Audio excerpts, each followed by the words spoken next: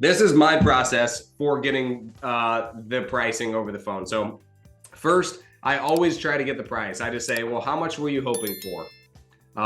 After I get the number, then I'm going to ask, okay, so here's what you're hoping for. If I was able to offer you cash and close quickly, what would be like the lowest you'd be willing to accept?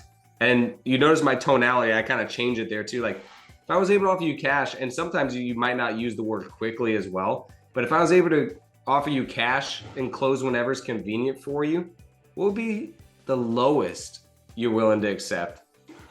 And then if we ask that, then we can also ask the follow-up question. So if I'm unable to offer you $100,000, should I not even come out and tell you what I can do? And then you can see how firm they are in that number.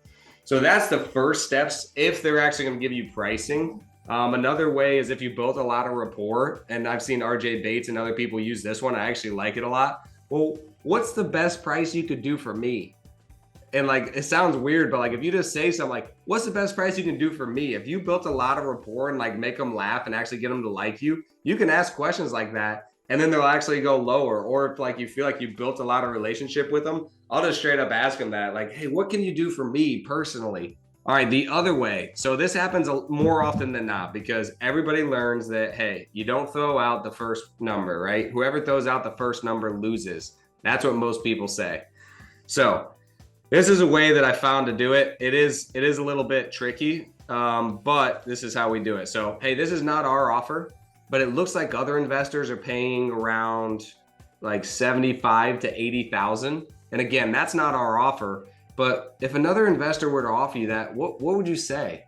And most of the time they're gonna be like, no way, I would never do that. Okay, I completely understand. A lot of times we're able to pay a little bit more than other investors. And I think I got that here, right here. A lot of times we're able to pay a little bit more than other investors. How much were you hoping for? And now that you threw out a number, they're way more likely to throw out their number.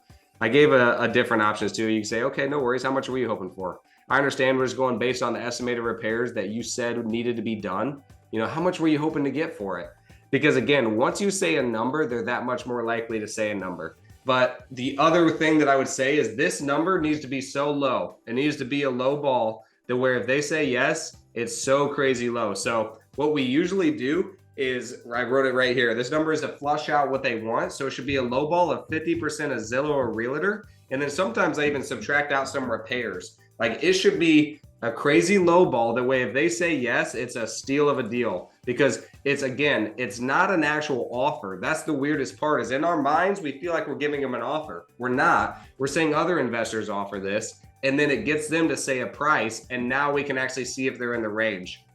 One last thing that I want to say on this is sometimes I say, well, how much are you hoping for your property? I want to give you guys an actual like real life example. Let's just say the ARV is actually $200,000. And then they're telling me it needs paint, flooring, a new roof, and all this stuff. And I think that that's going to be a $40,000 rehab. And then they say, yeah, I want 180 for it, right? So I'll say, well, how much were you hoping for your property? I want 180. I'm like, okay. I mean, if I was able to offer you cash and close quickly, like what would be the lowest you'd be willing to accept? And they're like, I mean, the lowest I'd do is 178. I would then go to step number 2, and I would just act as if they didn't even give me a number because we're not even in the range at that point. I'd say, hey, look, this is not our offer, but it looks like other investors are paying somewhere around 100 to 105. I mean, what would you say if another investor were to offer you that?